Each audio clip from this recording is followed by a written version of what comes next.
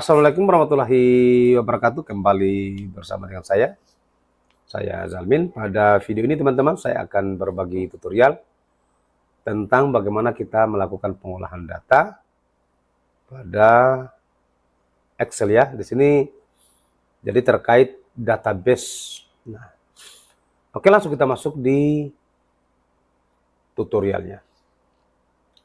Mari kita lihat teman-teman, di sini ada 6 rumus yang saya siapkan ya untuk pengolahan data ini. Yang pertama, kita akan mencari jumlah ya, jumlah nilai dalam database. Di sini rumusnya adalah D-sum. Jadi mungkin D ini adalah mungkin singkatan dari database itu sendiri ya. Jadi caranya adalah sama dengan D, langsung dimunculkan, kemudian dalam kurung. Mari kita lihat di sini ada yang namanya database, kemudian field serta kriteria. Ini bagusnya di Excel ya, kita langsung diperlihatkan. Jadi kita tidak mesti repot menghafalnya sampai lebih detail ya, karena sudah ada tuntunannya. Nah, database yang dimaksud di sini teman-teman adalah, nah yang ini ya. Oke, kemudian ini bisa langsung dikunci. Cara menguncinya itu dengan cara menekan di keyboard F4. Akan secara otomatis rumus itu terkunci. Lalu kemudian di sini field. Field yang dimaksudkan di sini adalah judulnya ini, misalnya nama, jenis kelamin, status pegawai, usia, jabatan. Jadi karena ini kita berbicara sum atau misalnya jumlah nilai, berarti di sini yang harus kita pahami itu adalah terkait angka-angka ya, bukan status pegawai atau jabatan. Maka saya harus klik gaji.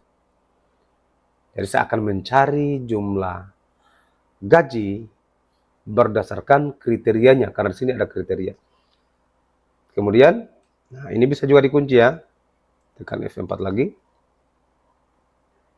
Nah, seperti itu.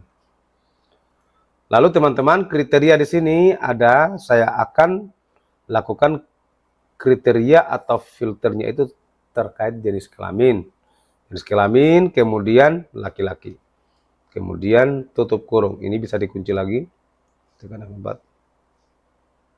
Nah, dikunci seperti ini teman-teman. Ketika misalnya saya tarik rumus seperti ini, kan rumusnya tidak bergeser. Ya, kalau misalnya saya tidak kunci tadi, akan terjadi perubahan. Ini bisa langsung diketahui bahwa jenis kelamin laki-laki itu, laki-laki di sini jenis kelamin, berdasarkan jenis kelamin kan ada 3 orang. Ya, ada 3 orang. Jadi kalau dihitung ini, dihitung sebesar 15.300.000. Oke, sampai di sini saya rasa tidak terlalu susah. Mudah-mudahan dipahami. Lalu kemudian kalau misalnya ini saya ganti dengan perempuan, maka sudah akan berubah menjadi 10 juta.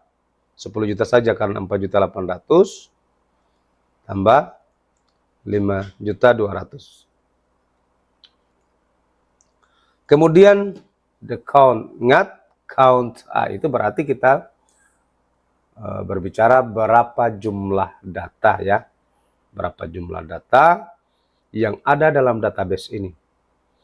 Tentu pasti ada kriterianya juga. Nanti kita tes juga ya.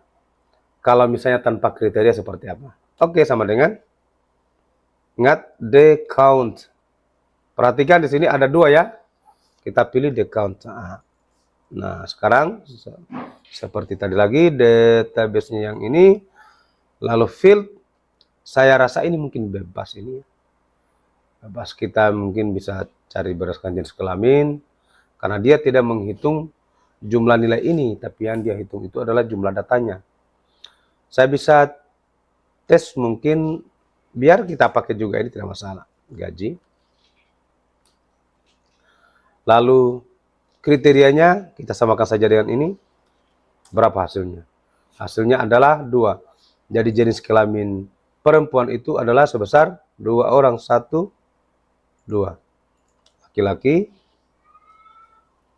dipastikan 3 ya, karena jumlah data ini sebanyak 5 orang. Saya kira sampai di sini paham. Terus kalau misalnya saya rubah lagi ke dalam status pegawai, ya, berubah lagi. Nah, mungkin saya coba terus GTT berapa? GTT di sini ada 2 orang juga. Kemudian PNS sebanyak 2 orang juga. Lalu saya ganti dengan P3K sebanyak 1 orang. Oke, saya kira sampai di sini bisa dipahami. Lalu D average. Nah, ingat ketika kita berbicara average itu adalah kita akan mindset berpikirnya kita bahwa oh ini pasti rata-rata. Ya, tetapi rata-rata dalam database itu sendiri sama ya, D average. Jadi kalau misalnya teman-teman kita copy saja yang ini, kan tadi kita sudah kunci rumusnya. Nah, kita paste saja. Tinggal ini kita ganti dengan D average. Nah, rata-ratanya. Perhatikan. Status pegawai P3K. Rata-rata gajinya itu adalah 5.200.000. Benar ya? Di P3K. Karena sendirinya. Sekarang coba kita uji dengan status pegawai GTT. GTT itu 5.250.000. Yang ini dengan yang ini. Nah, kalau dihitung ini, dihitung jumlahnya lalu dibagi 2, maka akan hasilnya jadi 5.250.000. Oke. Lalu kemudian teman-teman di sini ada the max dengan D. Oh iya, saya coba tambahkan lagi 1 ya.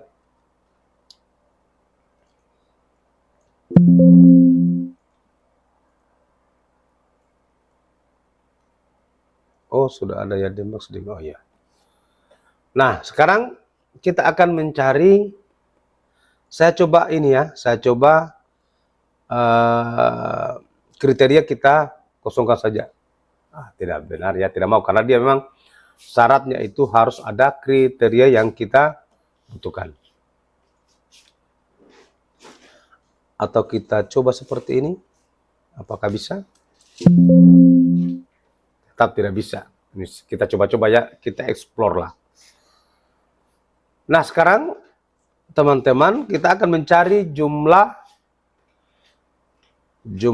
atau nilai maksimal dalam gaji itu. Nah, sekarang mari kita lihat. Tinggal ganti lagi rumusnya, karena pada dasarnya rumusnya sama ini, sama dengan D max. Database masih sama databasenya. Lalu fill gaji, kemudian kriteria yang ini. Oke.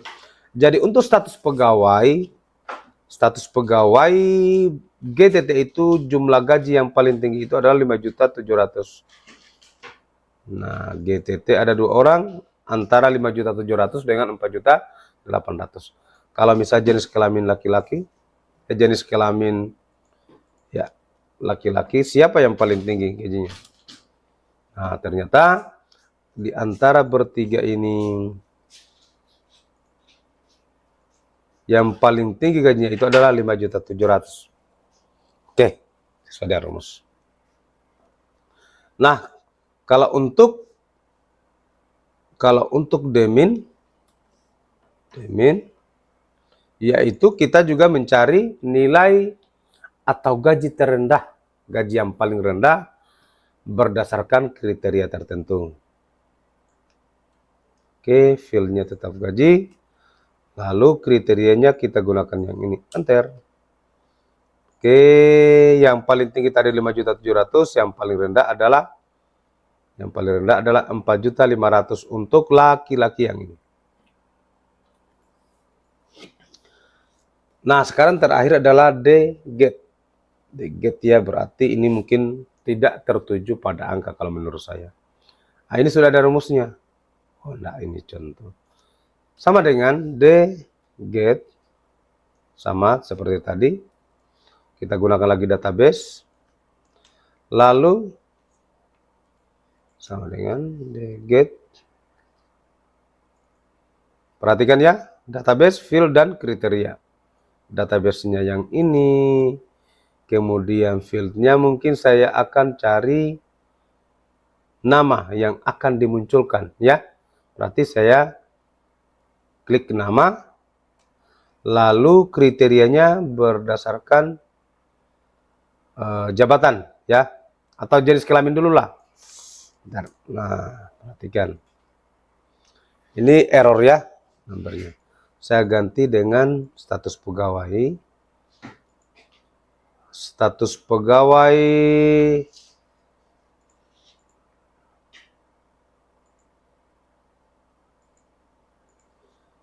kepala sekolah.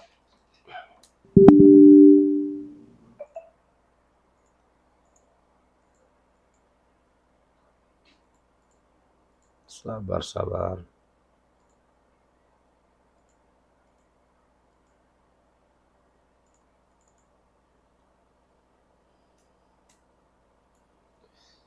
Jadi kriteria yang kita gunakan adalah yang ini ya.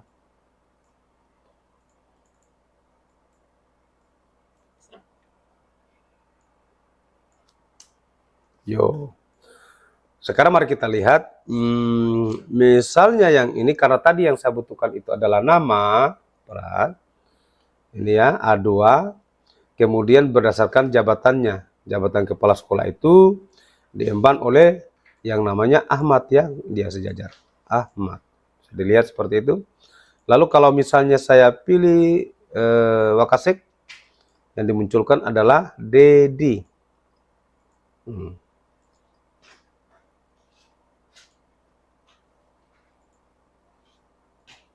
Nah, oke teman-teman, kira-kira seperti itu penggunaan rumus the sum, the count, the average, kemudian the max, the min, the get.